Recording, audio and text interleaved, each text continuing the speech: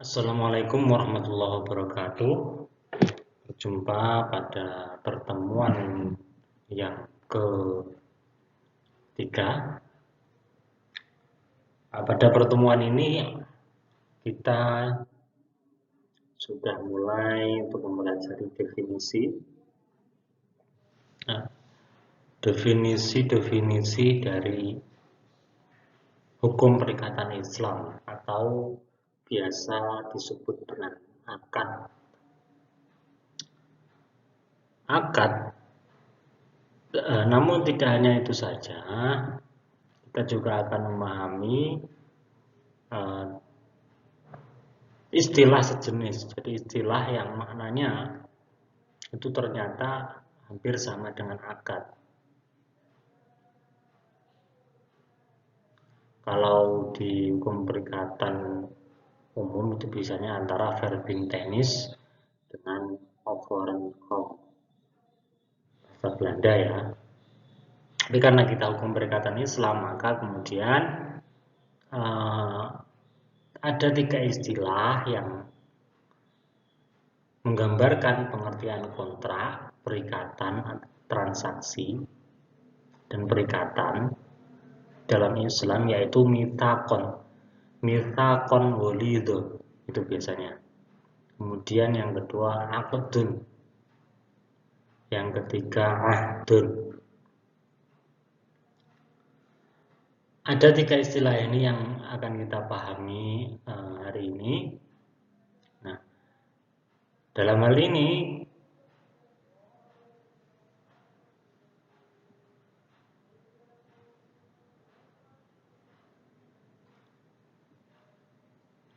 akan saya mulai untuk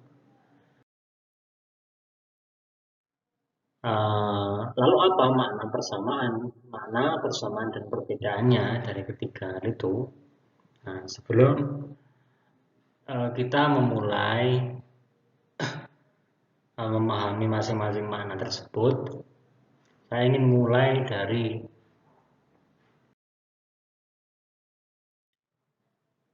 fakta perikatan di masyarakat.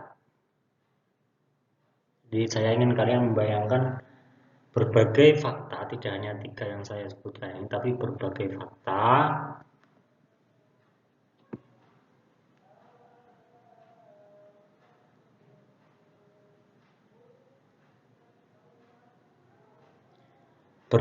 fakta perikatan yang saat ini memang dipraktikkan oleh masyarakat. Contohnya apa? Akad nikah. Jadi misalnya tetangga kalian atau kalian yang baru saja yang menikah, itu kan secara tidak langsung juga melakukan perikatan. Dimulai dari si A dan si B bertemu, namanya sisetan. Mulai sisetan itu sudah ada unsur perikatan. Kemudian sampai datang dan mengucapkan ijab dan qabul. Fakta lainnya yang juga sering saya lihat yakni berjanji menemui teman. Ya, misalnya ya, kalian telepon tiba-tiba, ayo nanti pergi makan-makan atau pergi ngopi ke warung kopi. Janjiannya ngopi ke warung kopi tapi pesennya es.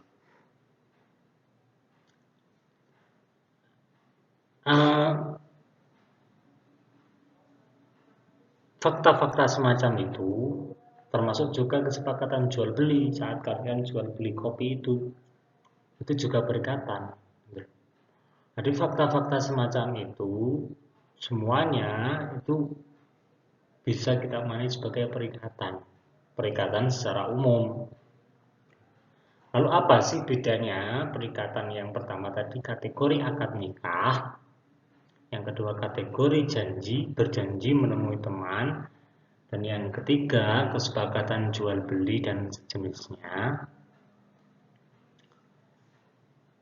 Apa sih bedanya? Maka itulah yang akan kita pelajari hari ini.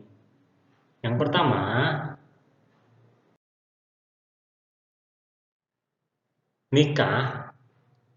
nikah itu lebih sakral Jadi tidak bisa kemudian kalian nikah semaunya, kayak jual beli. Jadi kalau akad jual beli kan bisa berkali-kali. Kalian hari ini beli kopi, besoknya beli pecel, besoknya lagi beli es apa, besoknya beli mie, besoknya lagi beli apa. Kemudian kalau nikah tidak bisa. Hari ini akad nikah dengan A, besok hari akad nikah dengan B, besoknya lagi akad nikah dengan C. Jadi secara kultural nikah itu lebih sakral, ini kultural kebiasaan ya, belum memandang terkait dengan agama. Lebih sakral dan tidak bisa nikah semaunya. Itu karena ya aturan agama sebenarnya. Kemudian janji bertemu teman mudah dibatalkan, tapi ya jangan sering-sering. Dan alasannya harus logis kenapa dibatalkan. Ya kan? Kalau kemudian kalian nih janji bertemu teman, temannya sudah datang di warung kopi, tiba-tiba kalian membatalkan dan itu sering kalian lakukan, ya bisa-bisa kalian tidak dipercaya, dihujat habis-habisan kan begitu. Kemudian kalau jual beli ya kalau tidak bayar apa konsekuensinya? Ya kalian bisa kemudian dianggap pencuri dan lain sebagainya. Baik, kita lanjut. Jadi secara praktis kalian sudah paham apa itu bedanya nikah, janji bertemu teman, dan jual beli.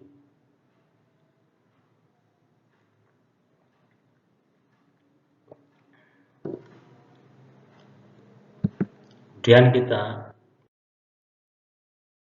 lanjut. Pertama yaitu mitsaqon.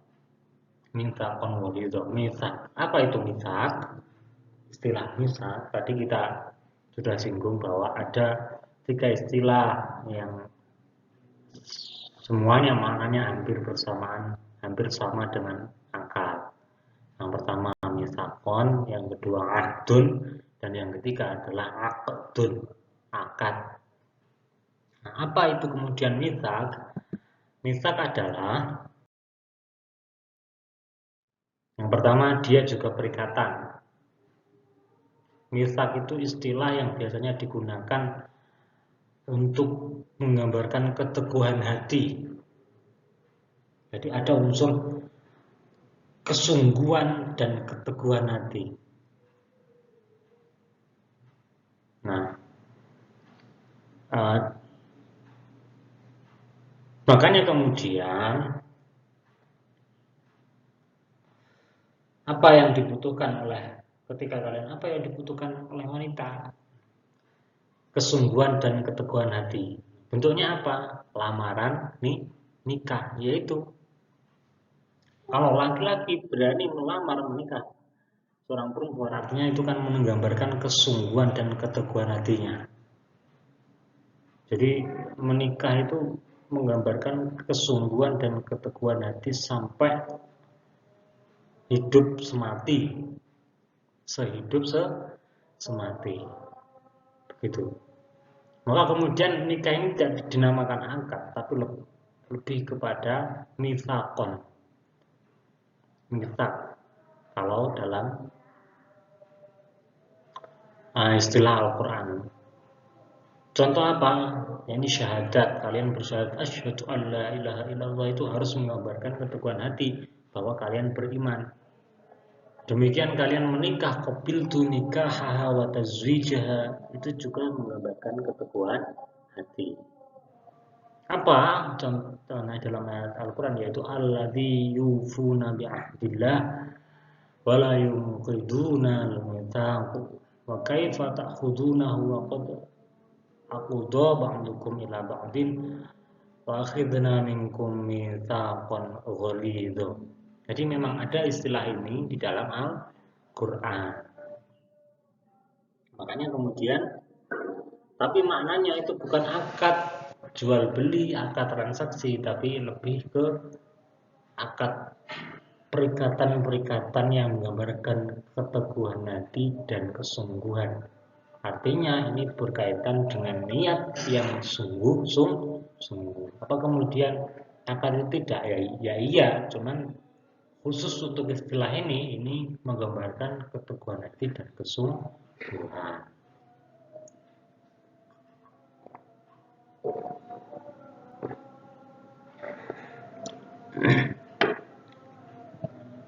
Baik, kita lanjut. Yang kedua, ahdun. Ahdun itu harus bahasa Indonesia janji. Apa kemudian janji dengan perikatan itu bedanya? Bisa kita lihat. Maknanya adalah janji. Janji itu sifatnya cenderung sepihak. Saya berjanji. Titik-titik itu. Itu biasanya diucapkan oleh salah satu pihak saja. Dan pihak satunya tidak perlu kemudian mengucapkan qabul. Baik, saya terima janjimu, tidak perlu seperti itu. Ketika satu pihak sudah bilang berjanji, maka janji itu kemudian dianggap mengikat, baik secara moral ataupun tidak. Kemudian janji kadang juga bisa dua pihak. Saya berjanji untuk memberikan hadiah ini kepadamu ketika kamu juga berjanji mau bisa belajar dan mendapatkan nilai bagus. Ya, saya berjanji, maka itu kan dua pihak. Tapi sifatnya tetap janji, bukan akad, begitu ya.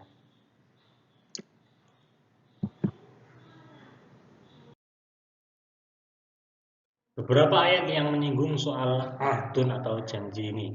Wa aufu bil ahdi innal ahda kana mas'ula, dan tepatilah janji-janji itu karena sesungguhnya janji akan dimintai bertanggung jawabannya.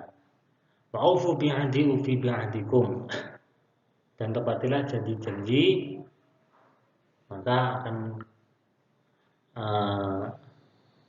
kami tepati janji-janjimu. Wal mufuna bi ahdihim idza ahadu, dan tepatilah janji-janji mereka ketika mereka berjanji. Kemudian yang terakhir adalah aqdun, identik dengan kata kontrak. Akad ya, tadi istilah yang ketiga adalah akad. Ini identik dengan kontrak yang bisa kita temukan dalam hukum modern, artinya hukum perikatan. Dan ini adalah kejadian umum dalam literatur Islam. Ini juga menyiratkan kewajiban yang timbul dari kesepakatan bersama. Jadi akad itu harus ada dua belah pihak. Tidak ada akad yang dilakukan oleh salah satu pihak saja. Gitu. Arti literal dari kata aqdun adalah bergabung dan mengikat.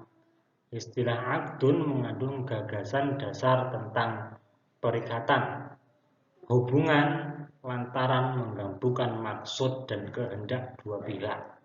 Jadi, kalau dalam Islam itu akad diartikan sebagai hubungan maksud dan kehendak. Jadi kehendak itu kemudian kan dinyatakan dalam lisan, tulisan, maupun isyarat. Nah, masing-masing ucapan lisan itu harus tergabung, artinya tertaut.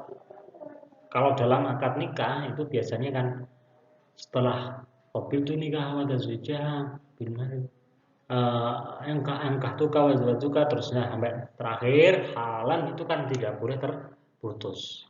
Itulah ciri-ciri definisi akad dalam Islam. Jadi akad itu maksud dan kehendak dua pihak itu harus bertautan, gitu maksudnya. Bukan kemudian tidak. Kalau dalam akad jual beli ya boleh terputus, tapi maksudnya itu harus ada kata-kata yang menunjukkan saya terima, saya tawarkan. Begitu. Kemudian keduanya itu harus bertautan. Saya tawarkan kepada kamu untuk membeli motor ini, saya terima mobilnya. Nah, itu kan tidak berkaitan. Maka kalau dalam Islam itu tidak boleh, begitu. Hukum memenuhi akad ini adalah wajib. Artinya ketika kedua belah pihak melakukan akad dan tidak dipenuhi, maka kemudian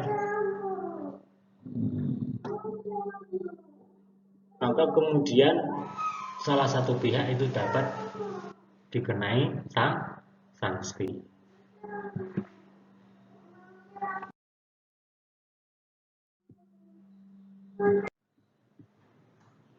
Baik, lalu apa itu makna dari akad? Akad ini bisa dimaknai secara umum maupun secara khusus. Dalam makna umumnya, akad itu dimaknai sebagai setiap perbuatan yang dilakukan dengan sungguh-sungguh dan dengan tekad yang tegas, terlepas dari apakah itu sepihak maupun yang dilakukan oleh dua pihak. Contohnya apa yang sepihak? Itu wakaf, talak, kemudian sumpah.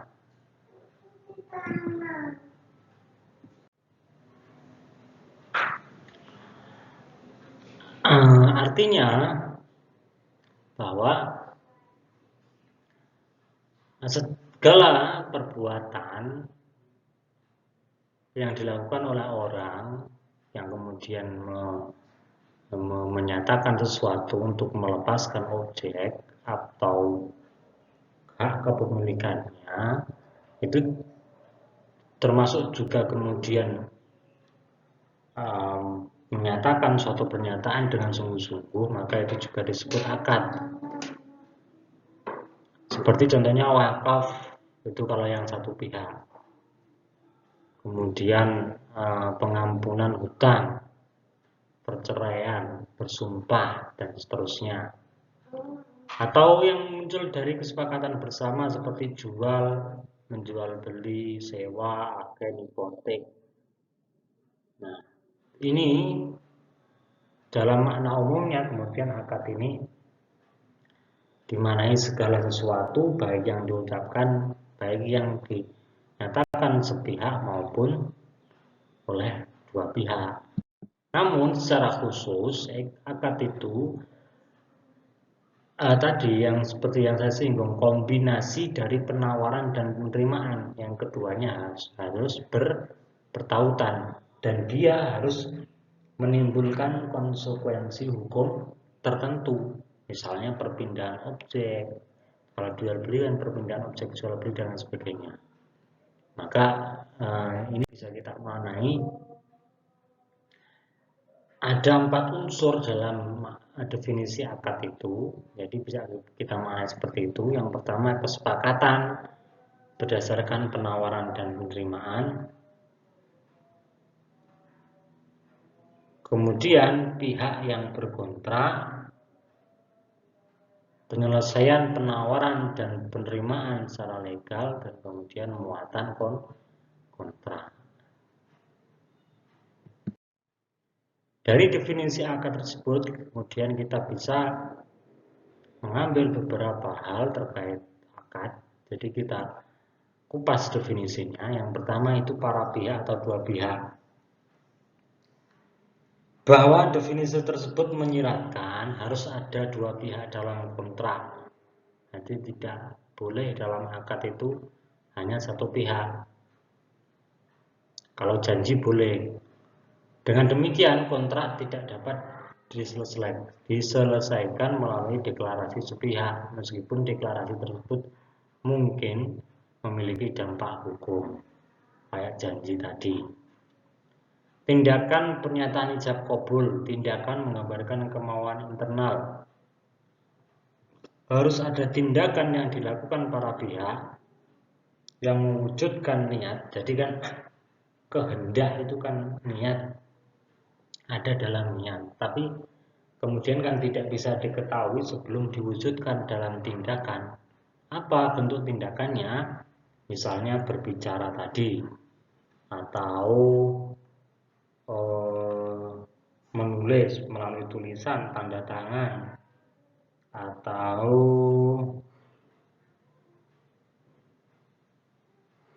apalah yang berkaitan dengan itu pokoknya.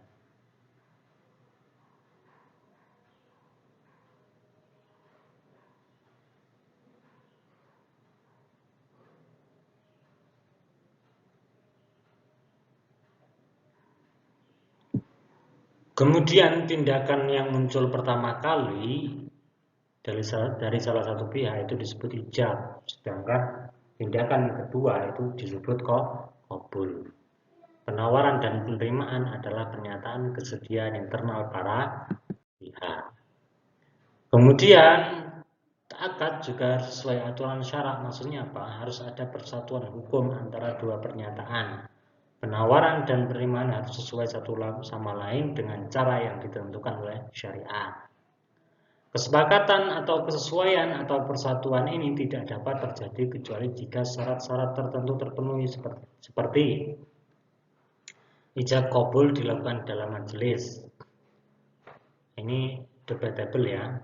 Kesesuaian tawaran dengan penerimaan. Nah, kalau ini harus keberadaan tawaran hingga penerimaan terkait dengannya. Terakhir, efek hukum. Dalam kontrak penjualan misalnya, kepemilikan barang dialihkan dari penjual ke pembeli. Sedangkan dalam hipotek, kepemilikan properti berpindah dari satu pihak ke yang lain. Jadi ini dinamakan efek hukum. Berpindahnya kepemilikan barang atau berpindahnya hak sewa, misalnya hak mau menempati rumah misalnya, kalau kalian kontrak. Ini adalah ringkasannya. Jadi akad tadi, syarat-syarat tadi yang saya sebutkan secara cepat tadi, bahwa ada para pihak, ada pernyataan kehendak, ada objek akad, ada tujuan akad. Ini adalah rukunnya. Kemudian syaratnya ada tamyiz berbilang, kesesuaian ijab qabul, kesatuan majelis akad, dan seterusnya. Ini secara detail akan disampaikan pada pertemuan berikutnya. Demikian untuk pemaparan kali ini.